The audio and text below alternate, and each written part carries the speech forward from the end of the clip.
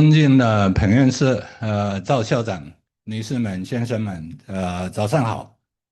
我叫陈清彦，是香港理工大学高等研究院院长。今天我们非常荣幸邀请到中国工程院院士、中国建材集团有限公司首席科学家彭硕教授莅临做演讲。彭硕教授是中国玻璃新材料技术领域的顶尖专家，在过去的30年里头，他致力于推动中国玻璃科研与大规模产业化发展，成功突破了多项关键技术的瓶颈。彭教授兼具有科学家、工程师和企业家的卓越特质，对国家发展做出重要而深远的贡献。他打破了国外巨头在玻璃技术领域的长期垄断，进一步巩固并提升国家的全球影响力与地位。超薄玻璃是彭教授的重要研究方向之一。这一类材料对于现代电子产品至关重要，从车载显示器到虚拟实境与可穿戴设备、广放音乐，因此，对不起，在这一领域的突破，对于提升全球竞争力具有举足轻重的意义。值得一提的是，彭教授带领团队成功研制出来中国首片国产厚度仅0.5毫米的超薄玻璃基板，这标志了这一重要的里程碑。在此基础之上，他们再进一步呃推动实现了厚度低至0.15毫米的，并且品质稳定的超薄玻璃的这个大规模生产。近期，他们更成功推出来的这个8.5代的液晶玻璃基板。这种超薄玻璃是新型显示产业的核心材料，也是显示终端屏幕的重要组成部分，因此被誉为是玻璃产业上头的皇冠上的明珠。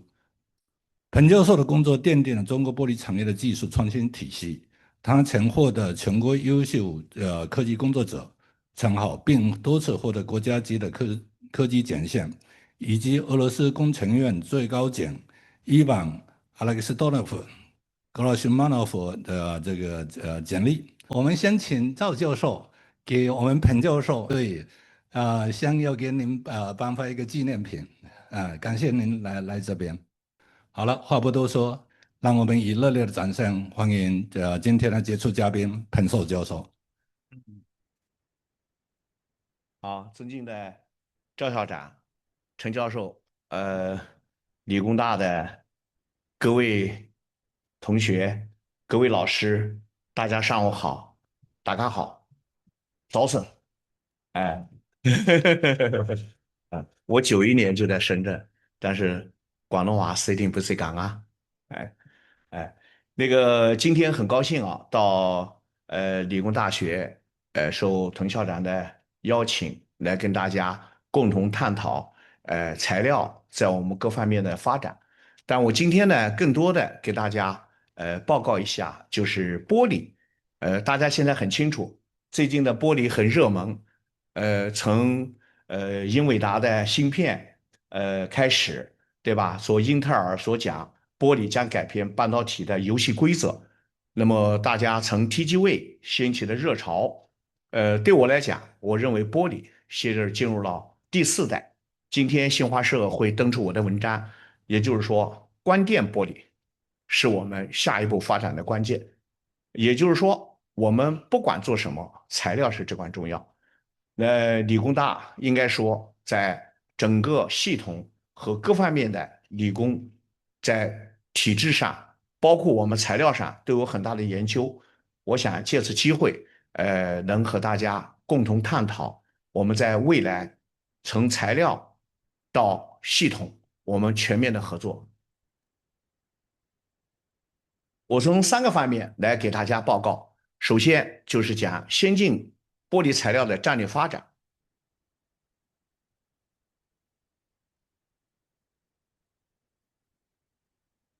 那么大家很清楚，现在玻璃我刚才讲了，全球都在关注玻璃。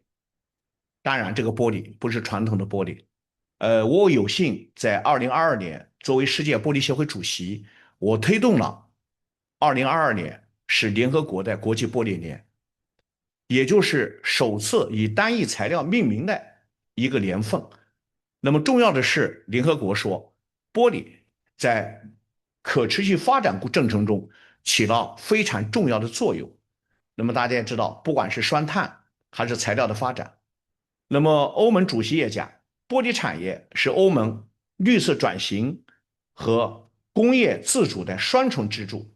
我们必须确保欧洲的制造在领先。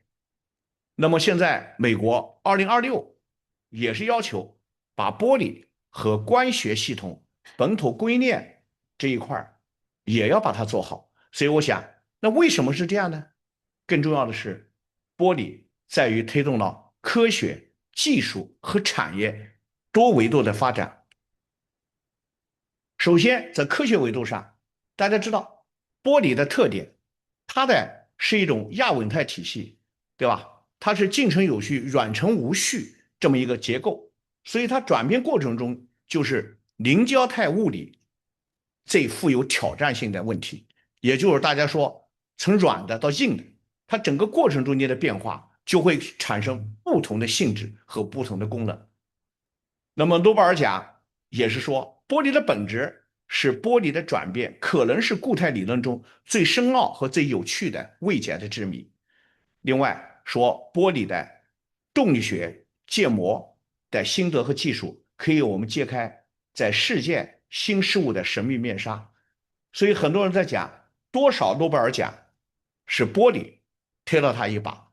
大家可以知道，量子点，我们的包括从香港我们的高锟获得的光纤，对吧？包括我们现在的石墨烯基板等等，这些事都跟玻璃密切相关。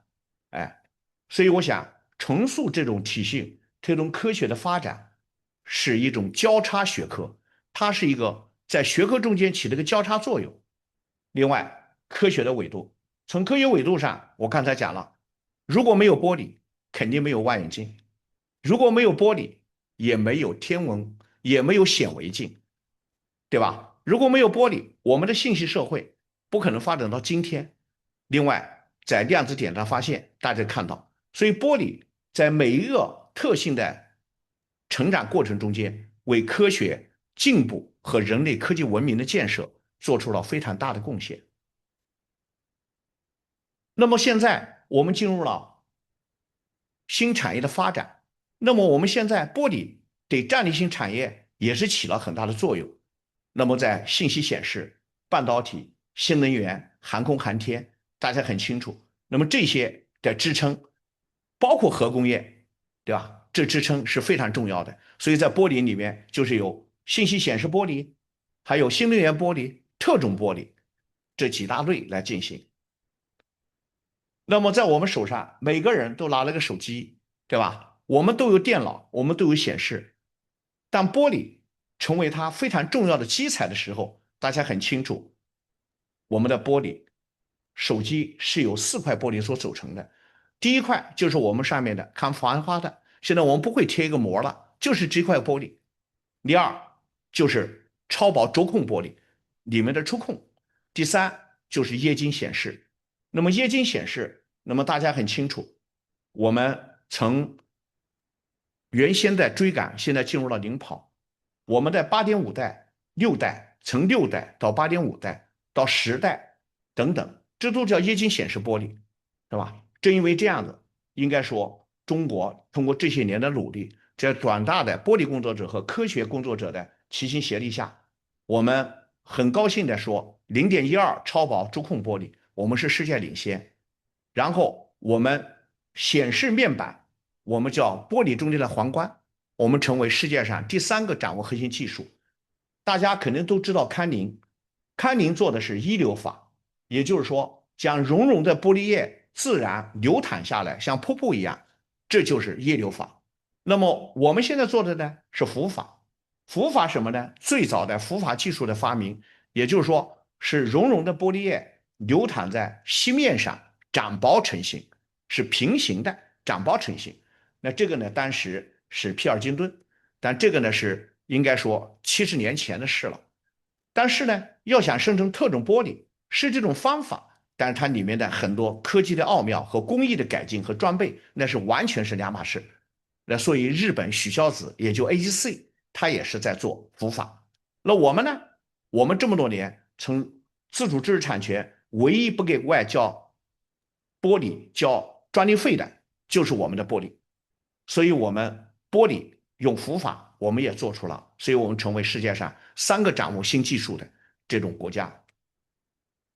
另外，当我们进入柔性的时候，柔性可折叠玻璃的诞生，催生了柔性应用的新业态。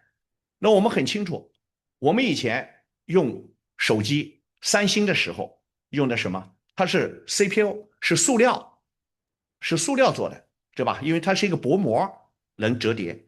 后来由于玻璃做出来了，那么大家知道现在像这玻璃是吧？那玻璃，华为这你们很清楚了，因为我们在3年前把这个玻璃做出来，所以去年华为的可折叠玻璃，这大家在上面可以看得很清楚，是吧？这块玻璃弯折100万次以上，不会有折痕，是吧？所以30微米柔性可折叠玻璃，所以库克就讲了，柔性显示最终形态必须利用 UTG 超薄玻璃，是吧？所以现在苹果很快也会推出它的柔性可折叠玻璃了，是吧？所以在这个情况下，大家很清楚，比如说我手上这个手机，对吧？这就是3折叠，是吧？就中间这个，是吧？大家很清楚，刚上市的时候就这个手机5万块，是吧？当然现在不用了，现在是1.8万，下货还要便宜。当我们成本下降以后，更重要的是，我们现在马上有不等厚的玻璃产生，也就是说，在折痕中间，这过程中间有不等厚，是吧？就像大家一个本儿一样的合起来，是吧？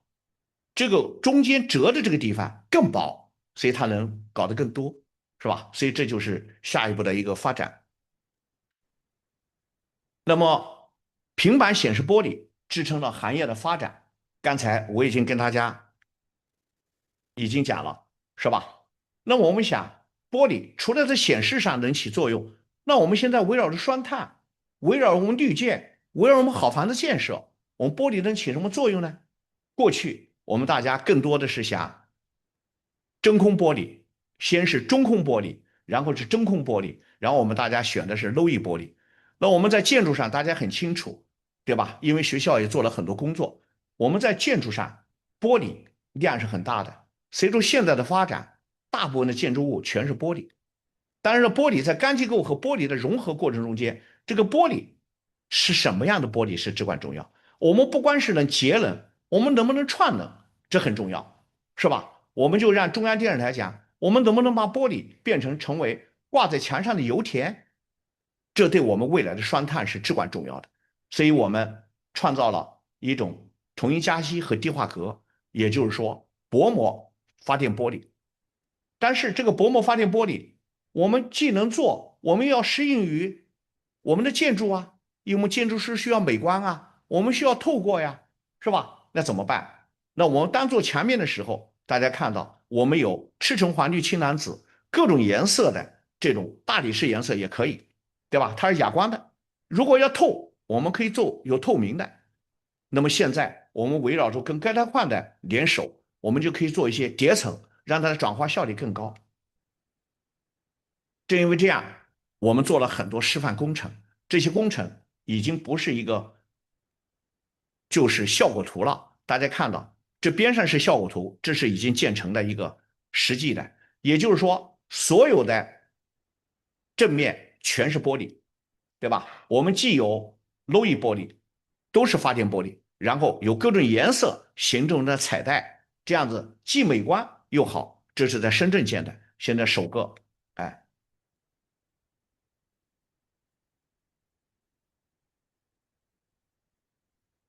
这个大家看到，这是在上海建的，整个一个机器人公司、创新公司，整个这个墙面全是玻璃的，对吧？一年能发这么多电，而且对这里面的照明和我们正常的用作是没有任何问题的，是吧？所以这个就是也是非常示范，是吧？那么这个是在深圳做的，因为深圳有大学城，很多屋顶，对吧？大家知道原先的这种平面屋顶。那我们这个平面屋顶，如果上面都做成晶硅电池，大家知道晶硅是要对着太阳30度角直射，如果跟增，那可能难度更大，成本更高。但是我把它作为一个屋面的时候，哎，这就很好，因为深圳马上 IPEC 会议要在召开，所以它屋顶全部要进行装修。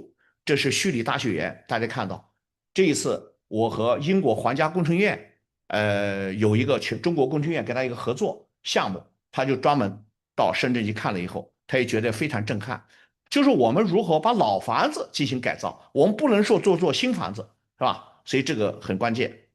那么这个是一个工业工厂，是我一个国家重大专项的工业工厂，这里边当时在6年前是全球发电量最大的一个单一的工厂，是吧？所以它一年能发1000多万电，1000万多电。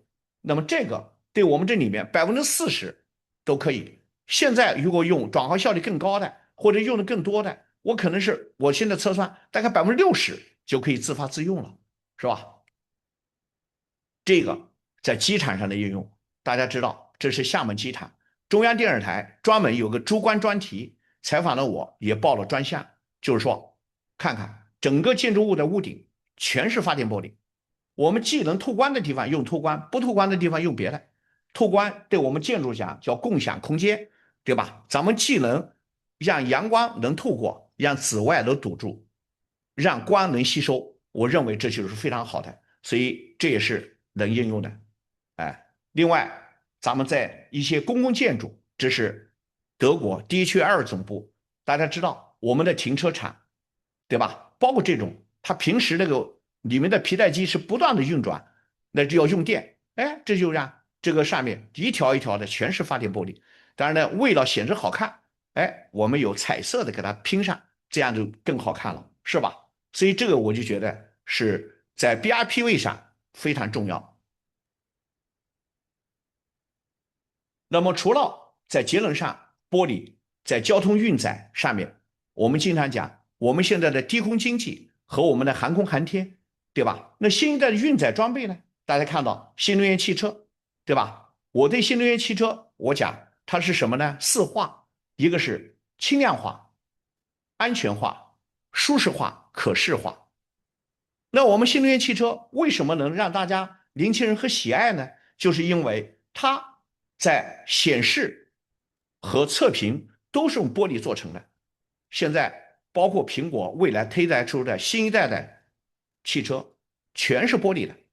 当然，它有其他的铝镁合金的一种构架，但是能用玻璃的地方，我不是以前用的3.2毫米那种平板玻璃了，我们更多的是另外的玻璃。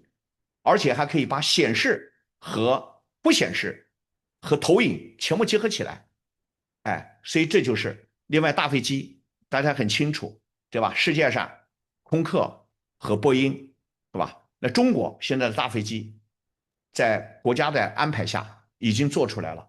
我们从短途的909已经叫 CRJ，现在叫909系列的919飞机，现在已经是遨游天空了。大家很清楚，我们经常做的东航，现在国航所有都有，国际航班都有了919。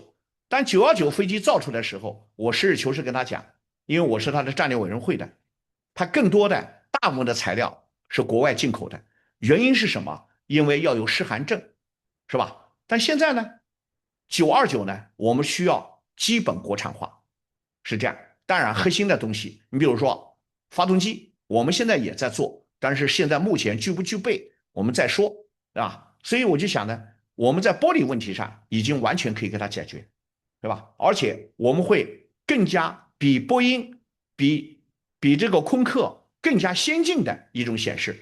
比如我们最近现在我在给他们设计一款，大家知道坐飞机头等舱、公务舱之间有个餐板挡着的，是吧？现在这个餐板我就变它复合材料的一个餐板，我变成玻璃餐板，在上面什么呢？整个大显示屏，这大家就方便了，是吧？而且每个座位前面，我们未来就不需要挂一个小的电视机了，我们肯定会和后面结合起来的，用空气成像来做好的这种东西。而且我们的侧窗对公务舱和头等舱来讲，公务舱的窗户2个窗户变成1个窗户，然后就是说不用电脑，就是显示，然后你想看外面，咱们透过，不看外面黑的，要想看显示上网，就在上面直接上网了，这就是需要创新。那么还有我们的航天特种玻璃，现在大家刚刚我们的飞机，航天飞机刚上去，是吧？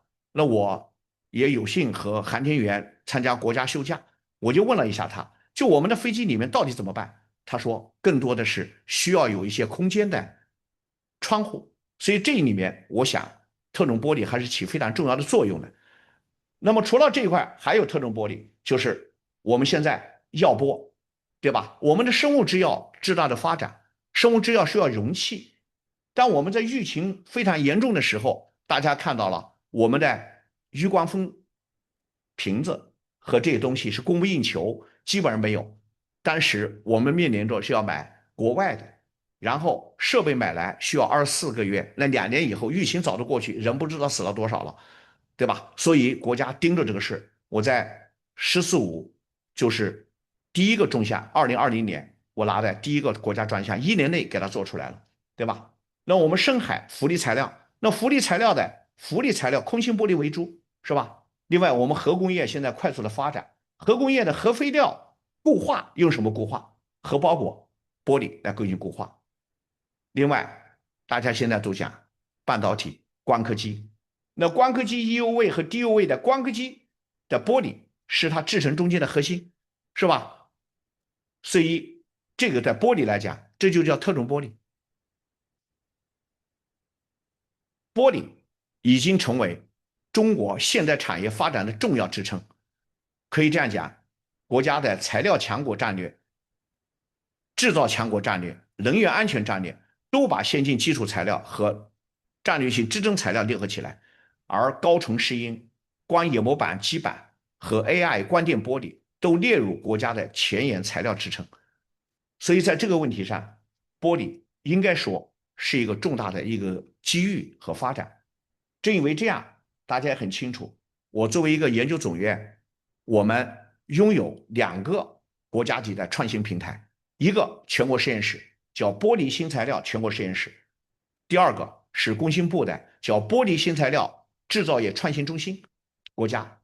而制造业创新中心大家知道，每个行业只能有1个，现在全国只有33个，全国实验室有500个，层次材料的有500个，我们其中之一。但是33个之一是我们当时是第14个，就是我们，是吧？所以这就什么意思呢？就是玻璃它的未来有巨大的空间，它更多的是为行业发展作为材料的支撑是至关重要。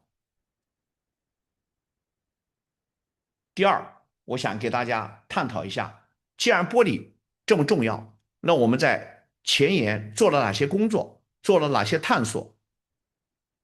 首先，这我就不用多说了，大家很清楚，在未来产业是我们发展新质生产力的关键。国家提出来6个方面，是我们未来产业的布局，对吧？量子科技、生物制造、脑机接口，对吧？具身机器人、氢能、黑巨能和6G 通讯，这就是未来。这不光是我们的未来，我们在国家讨论这个未来的时候，给中央提建议的时候，这也是世界的未来，是吧？刚才我和校长他们聊，我们现在有很多世界级的科学家，不管是诺贝尔奖获得者，还有我们内地的，还有很多科技工作者，都愿意在香港这个沃土上进行创新。创新什么呢？就是为未来材料的创新。咱们能不能挤上这个战车，是至关重要。那么当前它的发展处在什么特征呢？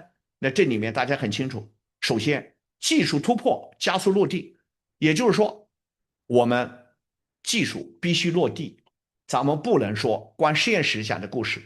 这一次我们在人大代表的时候，我是3届人大代表，15就是连续5届，连续5年，每年都是5年嘛。我从12、13、14，今年14，明年还1届，后面就在换届了，是吧？那我就想，科技部部长就讲，我们的科技研究是什么呢？要有应用场景，要有未来需求，而不做我都不知道这个东西是干什么的。为什么？现在是战略的需求和战略的需要，所以我们现在技术突破，包括现在大家讲脑机接口，对吧？我们曾想象中医学医工结合的关键点位，但我们医学提出来有没有脑机接口问题啊？对吧？我们对人傻了、痴呆了，对吧？情感交流没有了，用什么方案呢？通过脑机接口来解决。但现在已经从原型验证走向应用实验了，开始走到这一步来了。后面我会说。另外，跨领域的协同创新，这一点很重要。我刚才讲了，玻璃只是推了人一把，并不是说玻璃本身，因为整个社会的发展，我们的技术，我们必须要贯穿，包括我们现在的 AI，贯穿全产业。也就是说，拥抱 AI，我们的人机物融合。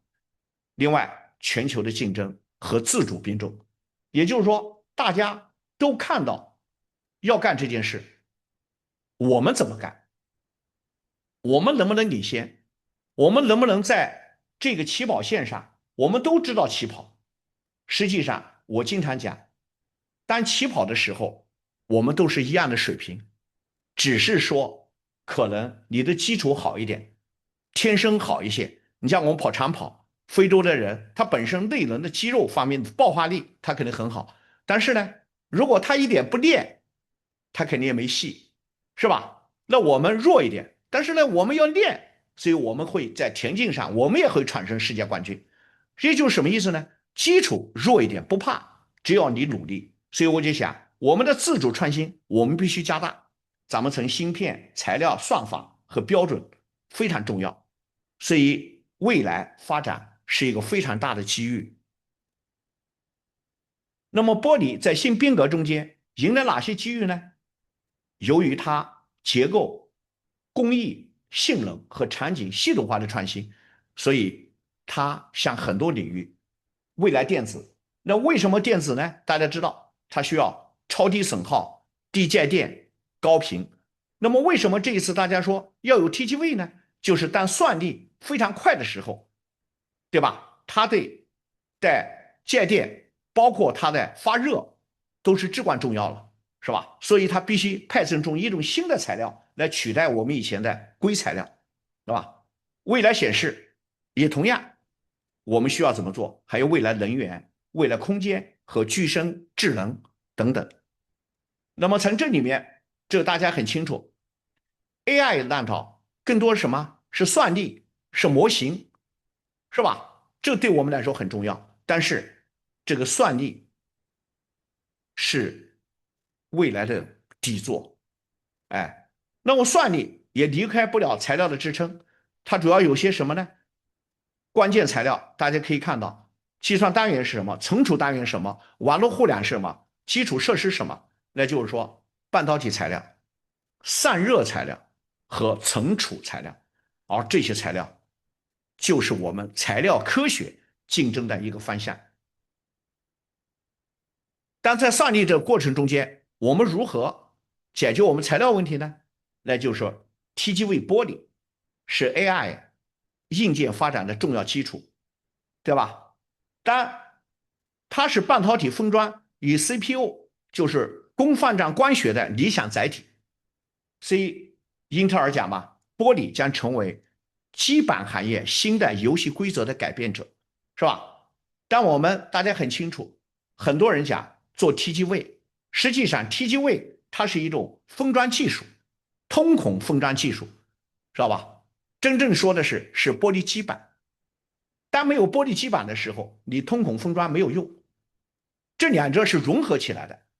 所以关键是什么呢？当我们生产出适合各种尺寸和厚度的玻璃，有利于它进行激光通孔，然后进行蚀刻，然后在蚀刻的通孔中关注这种注入半导体铜和其他的材料，然后进行封装，这就成为我们芯片的基座，是吧？所以如果没有玻璃不行。所以这一次大家知道，英伟达和康宁在美国，他们就签订了几十亿的围绕玻璃的合同。所以我正因为他和玻璃签了以后，整个玻璃，我的玻璃也感到自豪，而且我的重视线也就已经立项了。本来很多人都吵后面做通孔，对吧？因为当玻璃材料从哪儿来，这个问题无法回答了，这就不可以，对吧？所以我想玻璃材料是一个基础，所以黄仁勋讲嘛，玻璃基板是实现 1.6T 和 3.2T 及以上速度 CPU 的唯一的可行方案，所以他才会愿意花几十亿美金给康宁去做这件事啊。所以我想现在大家围绕着这一块都是在积极的布管。另外刚才讲散热，而玻璃基的液冷大家很清楚，我们单有芯片单有算力肯定产生热量，对吧？那我们现在传统的有机和金属怎么做，是吧？所以光电热玻璃铜片基层是我们前沿的技术，是吧？我们高导热玻璃，是吧？玻璃微流，对吧？还有玻璃餐体，这都是为我们未来的液冷和翻面和散热制冷都提供很好的玻璃材料的支撑。我们现在都讲量子科技，对吧？我们量子计算、量子通讯和量子传感，那这里面可以这样讲，玻璃基包括高纯湿音光纤都很关键，包括我们的镶入式的硼硅酸盐玻璃都是新型量子传感器的重要材料。第二，想跟大家讲一讲未来能源。那么，当我们人类进入能源的时代，大家知道每个时代从化石、清洁到智能时代，而这里面跟能源是直接相关。所以，新能源的发展成为我们下一步必须做的重中之重。那么，能源材料成为变革是什么呢？它直接关系到能源装置的性能的上限和能源体系的安全稳定。我们把材料解决了，我们在人工智能和它融合起来，这就是下一步我们的新能源关键。所以我一直在讲，就人工智能啊 ，AI 它是个手段，当它和我们材料的制备、系统的集成和装备的制造融合起来，它奇大无比。比如说我们的交通，我们就能做车轮陆云一体化，是吧？我们的电力叫源网合储一体化，但我们的工业我们叫光储氢热一体化，但我们的建筑我们就需要光储直柔一体化。而这些靠什么呢？一定要靠人工智能把它融合起来，把材料和这些装备结合起来，也就是说，能源材料变成能源装备，然后动成能源系统。玻璃为它提供了很多的路径。刚才我讲了，我们单晶多晶的发展已经到了，从理论上到现在已经到了一个极限了，对吧？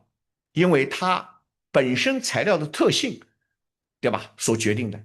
那我们现在如果凭着我们的封装层、功能层和结构层的特性，所以我们说钙钛矿和薄膜电池的叠层，未来的转化效率可以达到47到50以上，对吧？那薄膜的发电玻璃作为底电池，那么钙钛矿大家都敢说钙钛矿，但是钙钛矿知道，钙钛矿要想成功，它必须是在再现 TCO 玻璃上进行成功。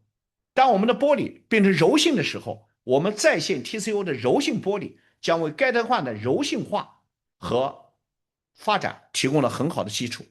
因为玻璃和钙钛矿它们之间的密封，大家很清楚，钙钛矿由于它里面的卤化物，当它有潮湿和漏气和温度变化的时候，它的转化效率直接下降，这就不行。所以现在当玻璃和它两个玻璃体进行封装的时候，我们现在也正在立项研究它的封装材料是什么，对吧？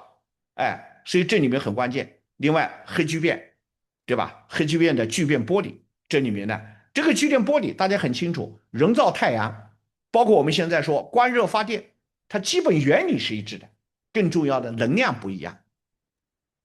还有我们现在的海水淡化，我们的远洋项目，我们当知青成为我们未来的终极能源的时候，是我们最理想的能源。当然，我们制氢不是科学了，因为大家都知道怎么制氢。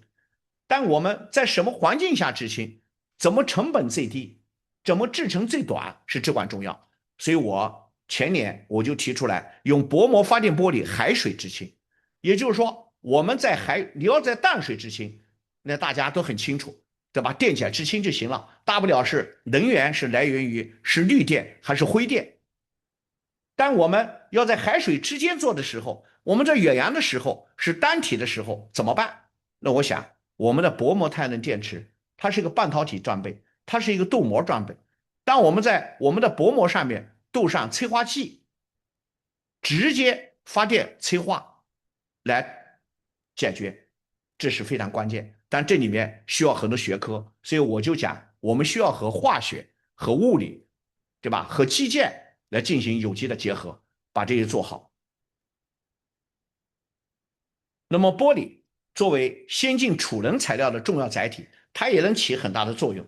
比如说玻璃基带储氢，是吧？这里面我在固态电池的时候，包括我们玻璃隔膜，我在8年前我到日本东芝看它的氢能技术的时候，我就探讨了，当玻璃薄到一定的程度时候，它从有机膜变成无机膜，用玻璃来代替。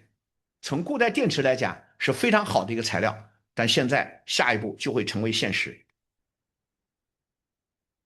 另外，我们现在都向4极化发展，也就是说，我们需要向空间极端领域来发展，但这里面由于极端领域它需要抗辐射、温度，对吧？包括多方面的一些要求，我们需要有新的材料。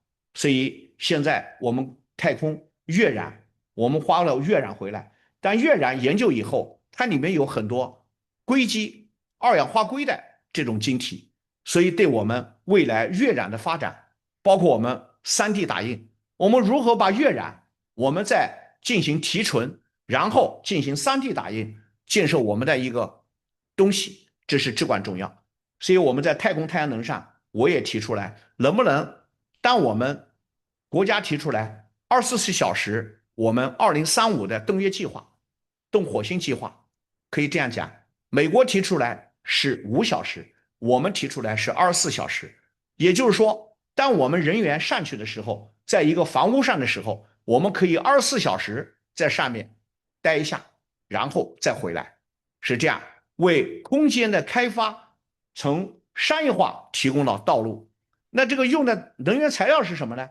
但是我们瞎想，我们能不能把柔性玻璃做出来以后，做柔性太阳能，更高的太阳能，像卷曲画卷一样的，在航天飞机带上去，然后像我们这屋子一样，把地毯一铺，咱们就发电了，这样子更好。我们不可以说在它上面建那么多的大的地面电站，有支架，然后再搞上去，那飞机这种运载怎么可以的呢？是吧？深海极端，包括量子与拓扑能源等等。所以马斯克说，构建星舰加玻璃基抑制节加太空算力的跨星系能源，所以他提出来了100千瓦这么大的一个这个星球计划。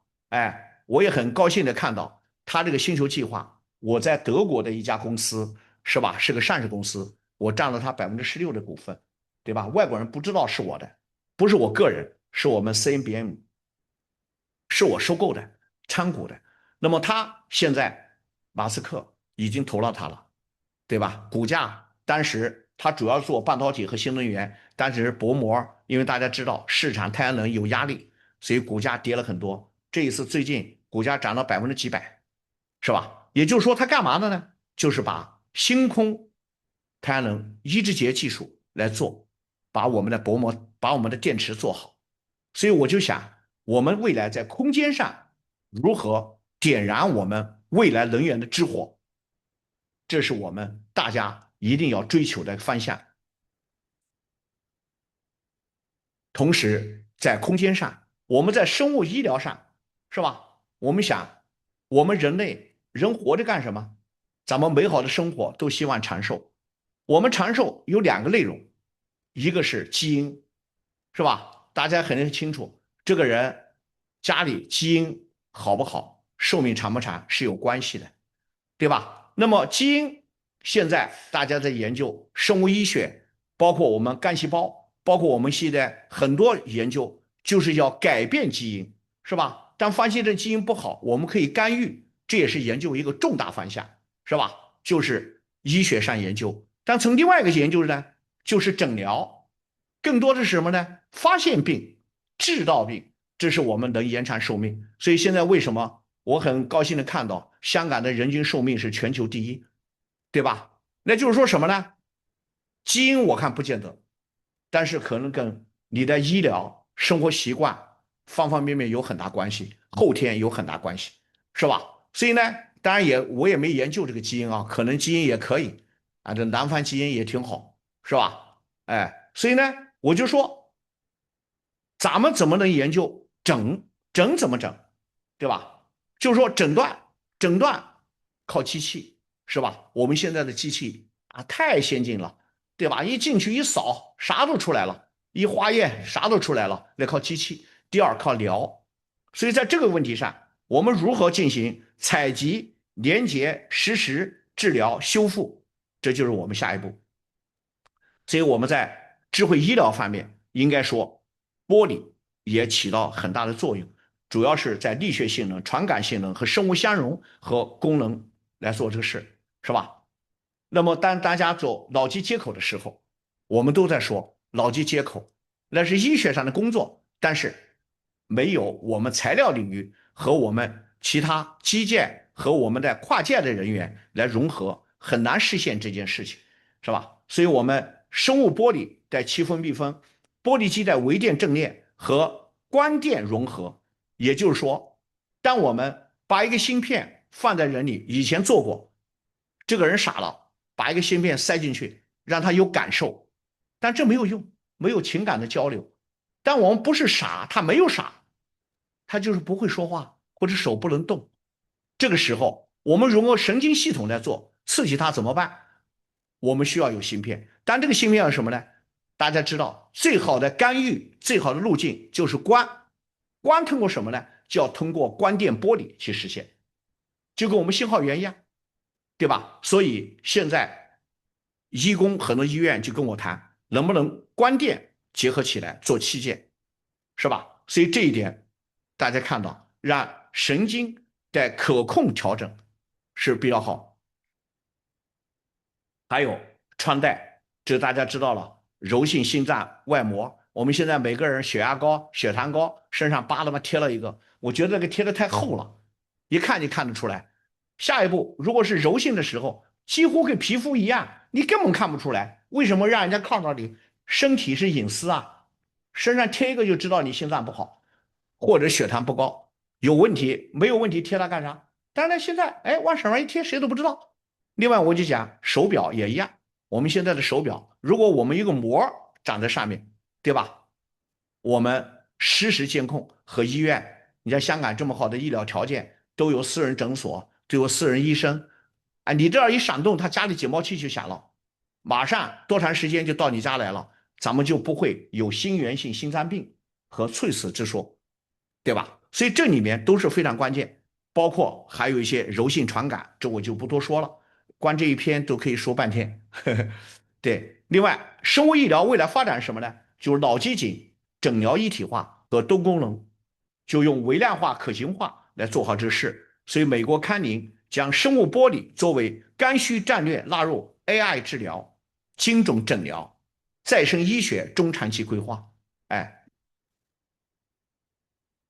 第四，具身智能，对吧？具身智能大家很清楚。哎，那么在具身智能里面，大家知道，在智能里面最关键就是感知、运动、计算和能源。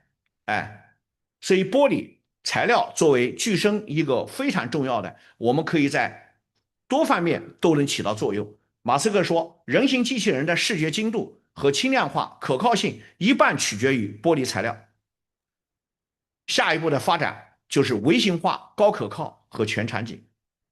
那么先进玻璃，我总结3个代第一，高品质浮法叫第一代玻璃，就是我们像福耀汽车玻璃；第二代高透光谱玻璃，也就是说我们现在的太阳能事业就是玻璃事业；第三代信息显示 TFT LCD，第四代就进入了光电子玻璃，这就是我们玻璃人要做的第四步的工作。第三部分跟大家讨论一下思考。当前国家进入新质生产力，我想这是至关重要，是吧？那国家提出三步走，第一步2030，第二步2035，第二步2050，也就2035是世界科技强国。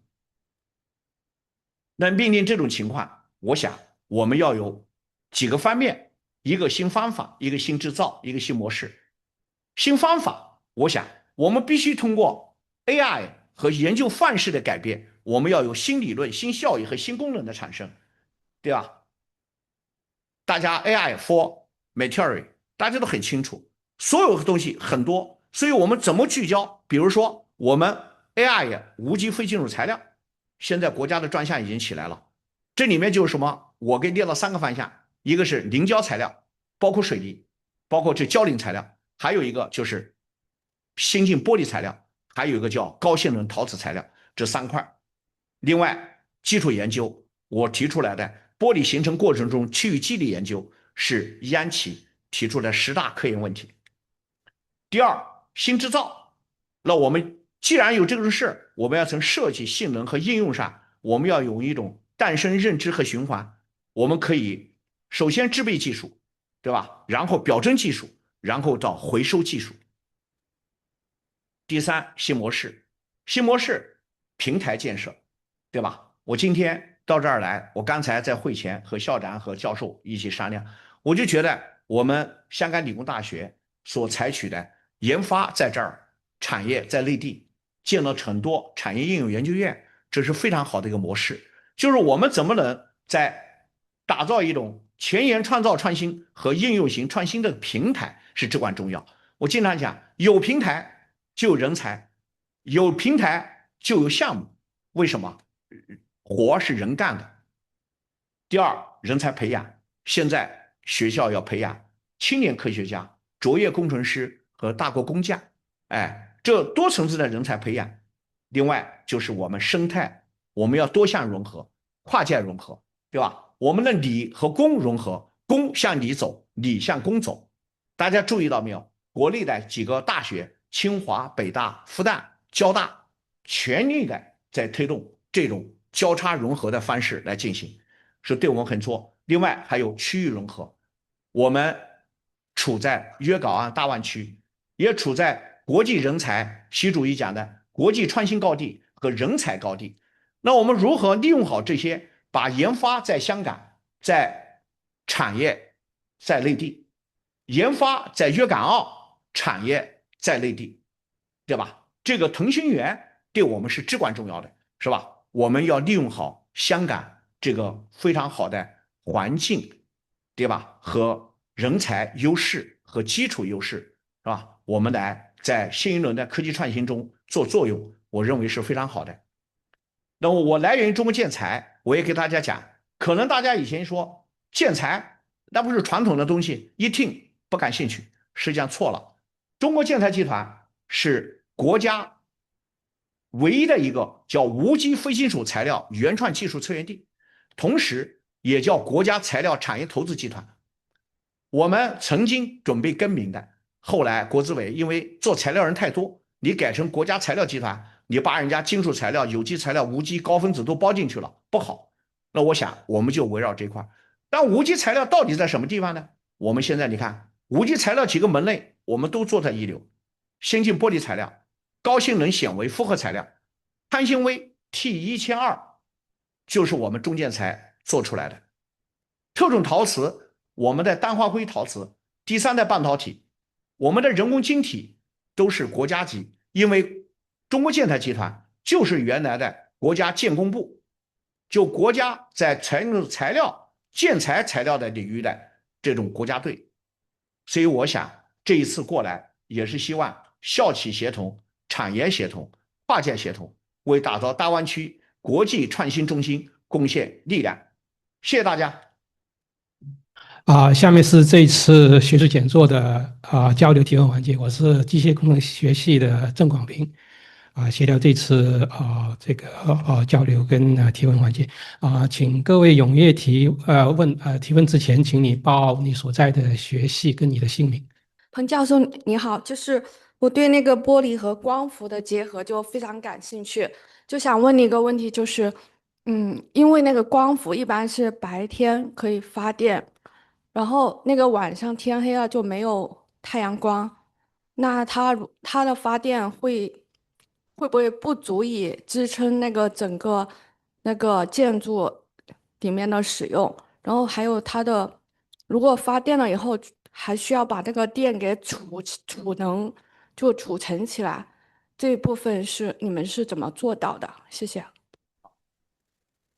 你这个讲的很对，因为光伏发电它的优势有，它的弱点，也就是说它晚上不发电，对吧？那我们在晚上不发电的时候，它会如果说直接并网，它就造为网的波动，所以在这种情况下，我们就是要用一些储能技术。那么原先的储能技术呢没有发展，现在的储能技术非常好。但我们当大量地面电站的时候，我们就用大的储能电站，就极端向式的储能，咱把大家叫三电做成储能，就是我们现在就汽车的储能嘛。然后发了电以后，通过储能给它储存起来，然后晚上它可以继续连续性的做。然后不光是晚上的问题，但阴天不发电的时候呢，也同样是这样。所以现在呢，通过储能技术已经结束了。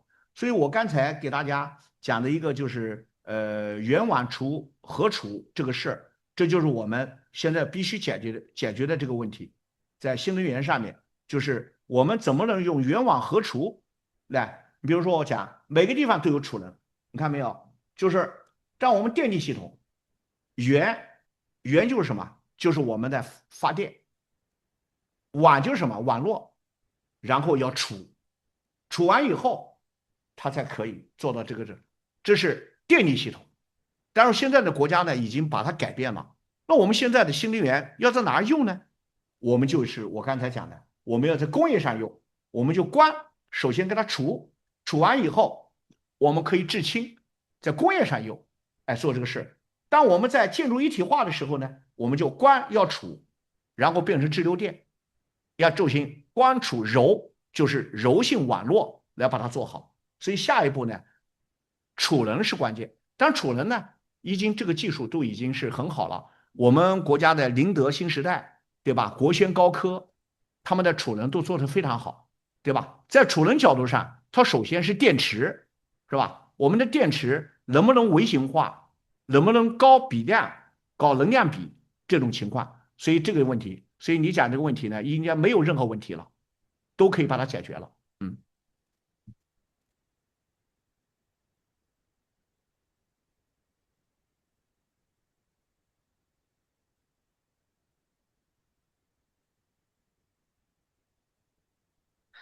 彭老师你好，很感谢您的报告。我对您的48页的这个仿生设计很感兴趣。就是我的问题是，现在还有什么瓶颈的结构啊、表面啊、功能可以利用仿生来进行解决的？就是大概有一个这样子的一个展望吧。谢谢。哦，现在呢，就是说，我们在设计的时候做材料的设计，我们以前是什么呢？就是对我们来讲，就是知道的成分来进行一些合成。所以我们以前人家通俗的讲，就我们做材料的人，就是做把面粉混合就行了，对吧？也就是交叉的调整。但现在呢，随着 AI 发现了以后，我们在反生过程中间，我们就要围绕未来的一种，比如说我们现在的生物和我们把自然现象的一种现象来模仿回来，返回来，来推教我们的材料制备。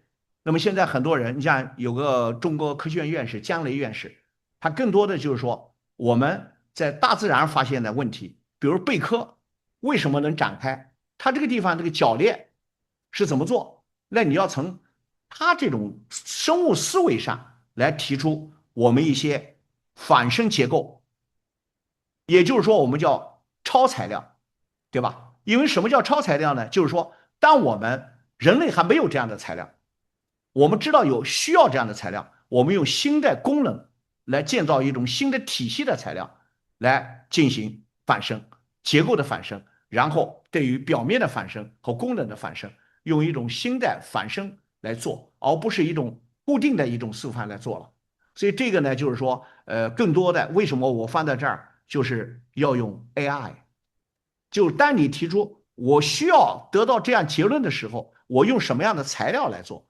用 AI 来做。但这里面遇到的难度在哪儿呢？就是说，因为 AI 是对过去的东西它有数据，所以这里面呢，我们的人还是要建立自己反身的模型，建立自己的数据来做好这个事，而不能别人给你没有资料给你。当然，你可以利用到什么呢？就利用到写着以前反生材料、新的材料里面的新的数据，你可以来进行一些调配，对吧？所以这个呢，我觉得反生设计呢是叫做是一种新的一种设计方法来做这个事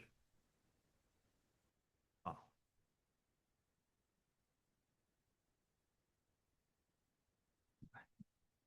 哎，彭先生您好，我是来自香港理工 CEE 的博后，跟您一样，我也是毕业于武汉理工大学，主要从事水泥基材料的研究。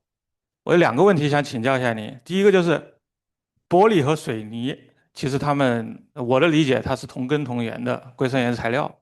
我想请教一下您，从您的那个角度，就是未来玻璃基材料和水泥基材料是否能够形成一定的交叉融合？比方说，我刚才突发奇想，有没有类似于透明水泥，或者说更多更有意思的一些碰撞的点？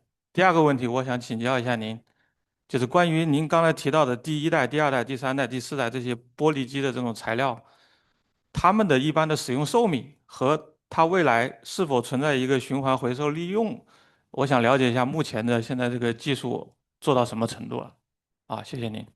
好的，呃，很高兴啊，在这儿能看到武汉理工，您哪一年毕业的？我是一级的本科，15年毕业于武汉理工的本科，我导师是王发周老师。哦，王八洲对校长，现在是校对长，对是我小师弟啊。对，我过两天30号吧，29、28，学啊校要开全国材料学院院长会，我啊会主持第一个报告会，就这样。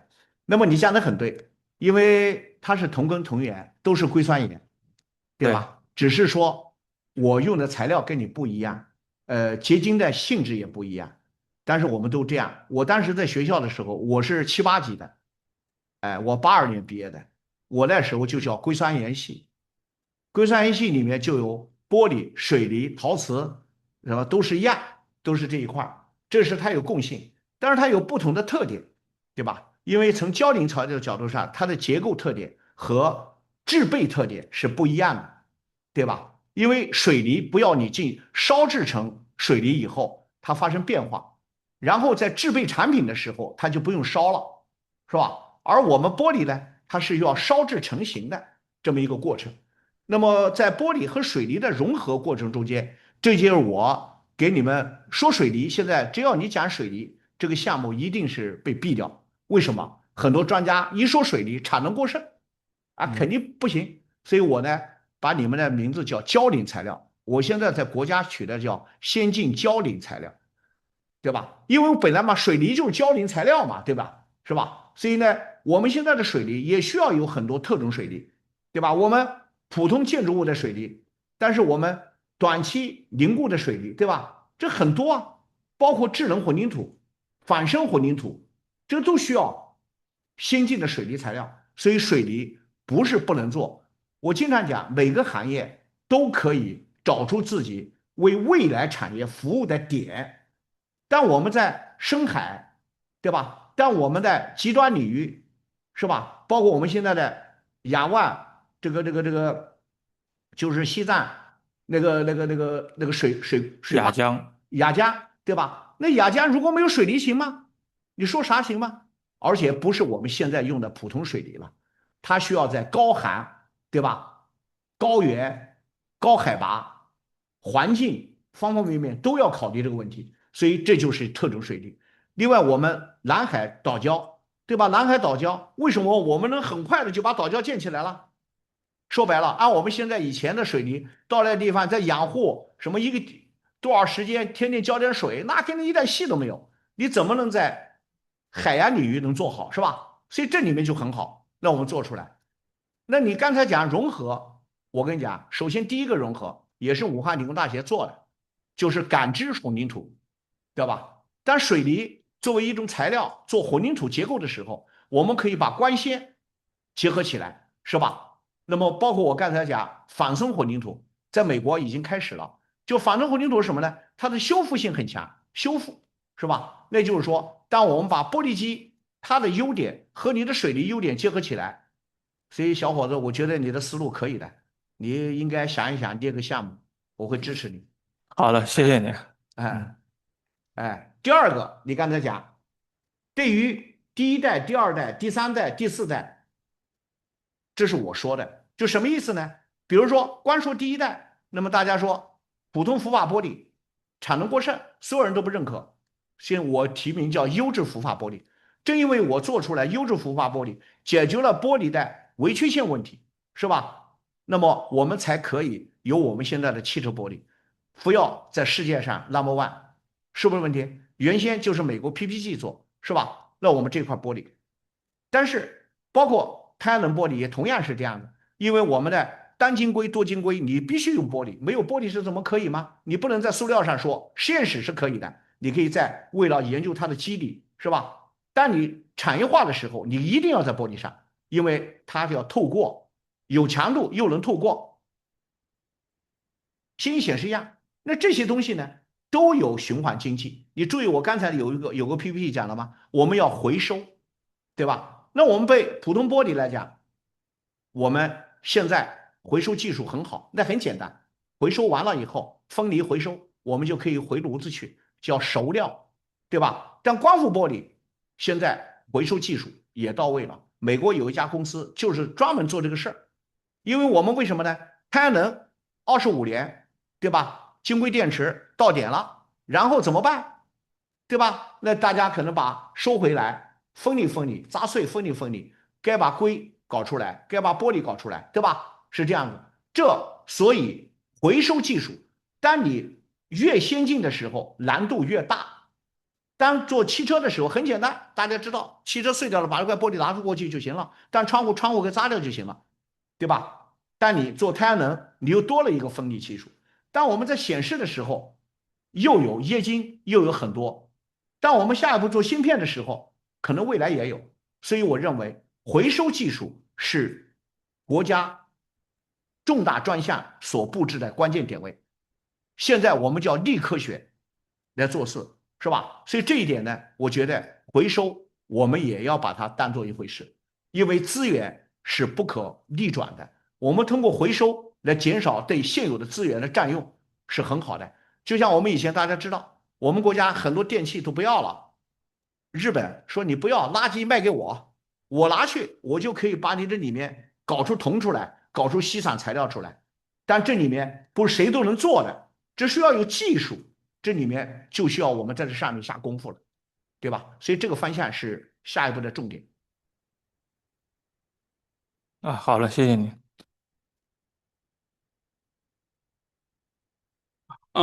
彭院士您好，我想接着这个师兄的问题问一下，因为硅酸盐材料是应用比较广泛的，然后我是做生物材料的，我想请问一下，彭院士，就是对于这种传统材料，我们现在做的话，就是说更多的去更加全面的解释它的一些机制，还是说更多的去我们做后面的一些效果的应用，以及第二个问题就是说包括您也提到了一些现在就是最近2年比较火的这个脑机接口方向的，就是您对这个嗯、生物玻璃这种材料在脑机接口上面的应用是您的就是说有没有什么想法或者是说看法可以分享一下的？谢谢。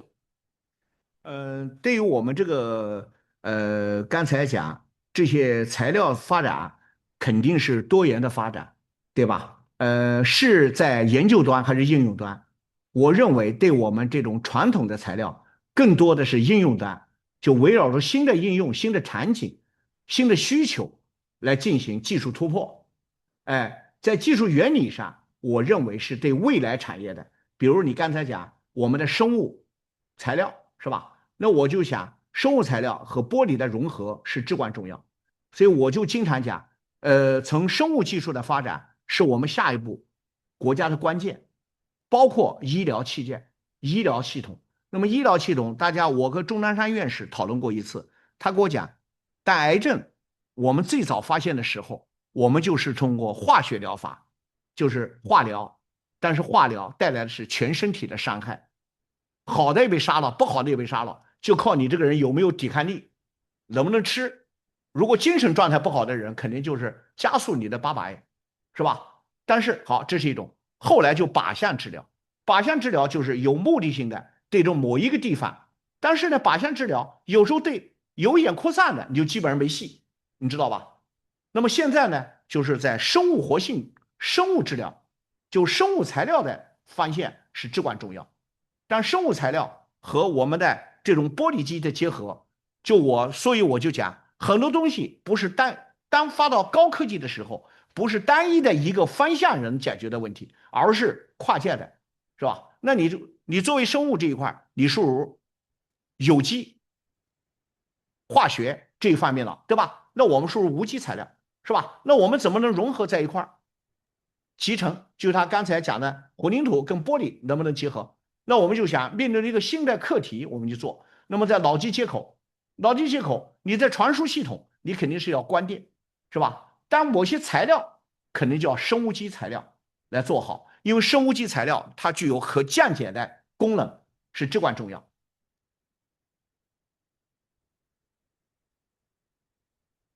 好，谢谢彭院士。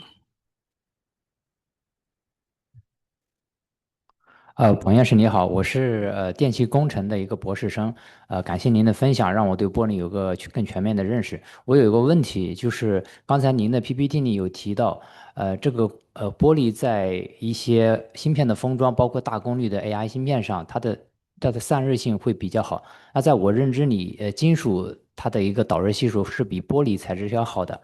那用玻璃进行一个有效的散热，它的一个机理是什么？是基于一些微纳的结构，还是说是基于一个材料的一个复合材料，实现它的导热系数更高？谢谢。是它的微纳结构，就是它的结构性质。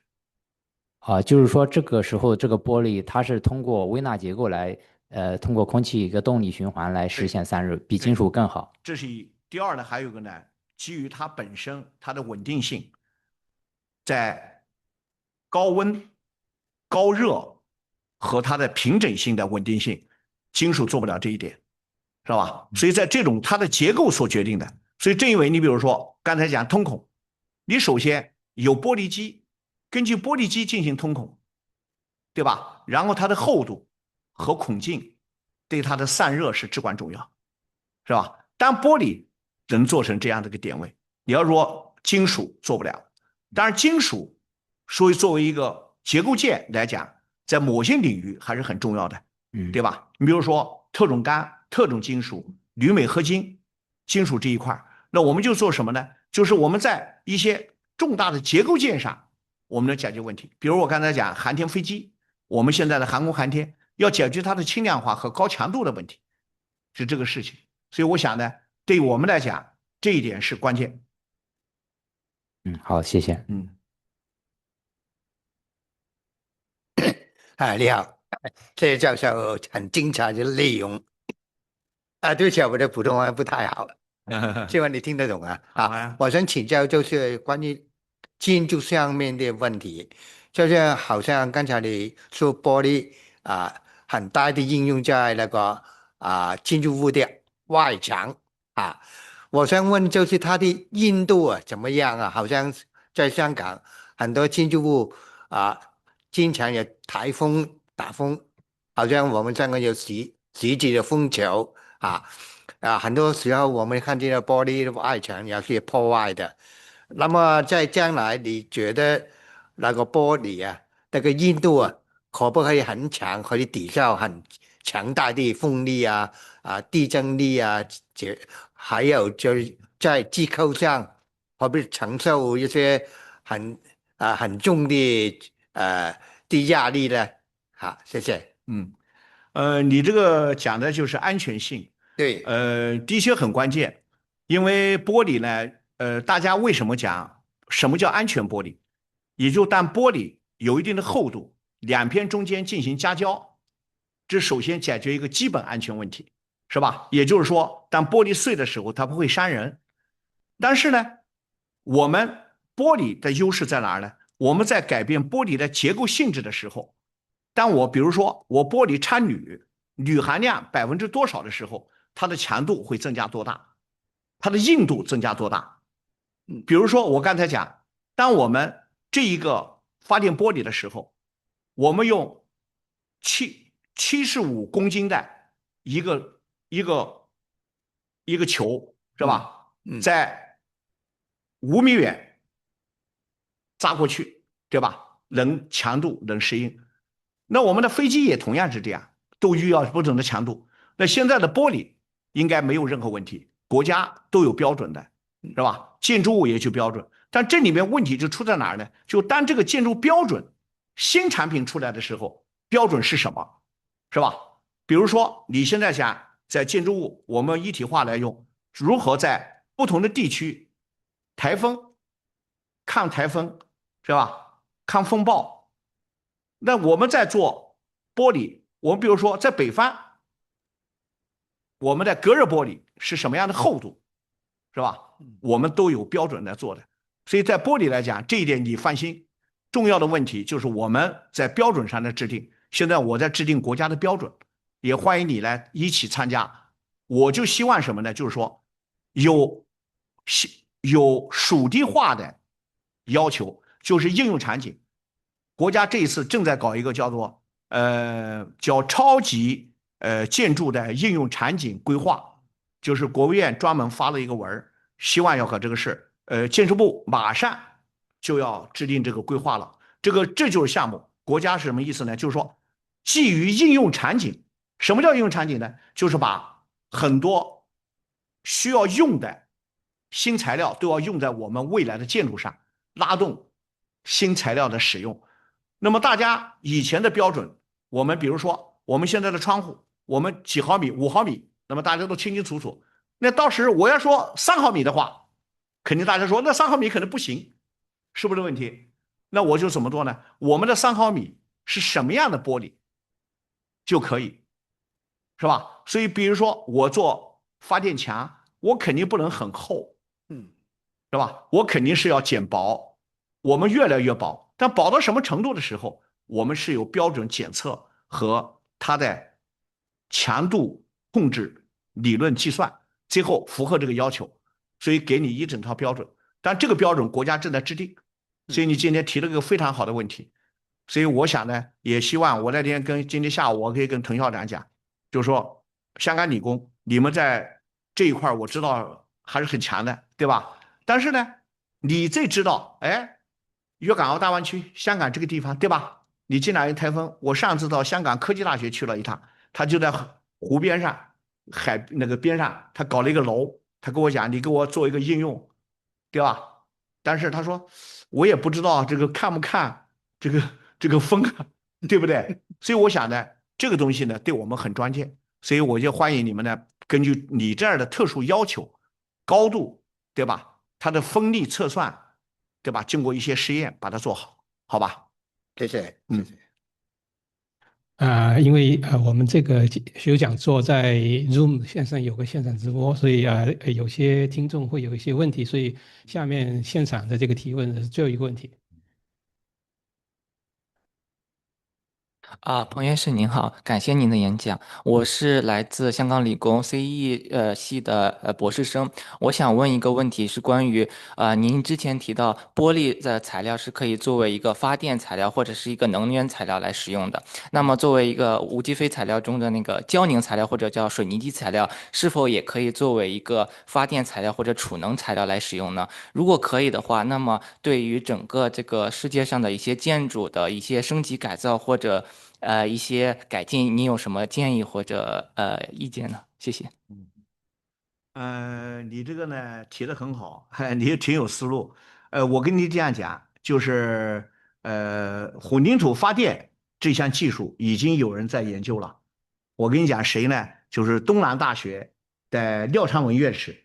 前几天我跟他一起参加一个会，我就请他讲了一下，就是发电混凝土的一个故事，对吧？所以我想呢，我们所有的材料的发展，就我刚才讲的，我们都要围绕着未来应用来做好这个事。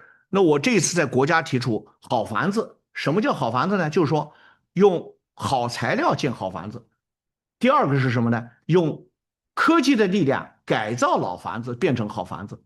那我想我们从事建筑体系设计和建造的人员都应该在材料上想到有更多的代替和取代，而不改变它更多的安全性，是吧？所以发电混凝土很快就会做成。